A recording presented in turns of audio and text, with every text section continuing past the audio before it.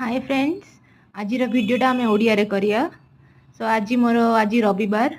आज आमर ब्रेकफास्ट थाली रे अच्छी सुखा रुटी आईटा डाली सिजा। डालीटा को सिझेकरी आलू देहरे खाली पियाज रसुण लंका टिके चकटा होती आईटा आमर घर तले दुकान रे मिलुवा मिक्सचर। आईटा पिठाटा जो देखुं आपण मैंने यहीटा है मुग डालीर पिठा। आम आड़े यहाँ को कांति पिठा भी कहती केते लोक।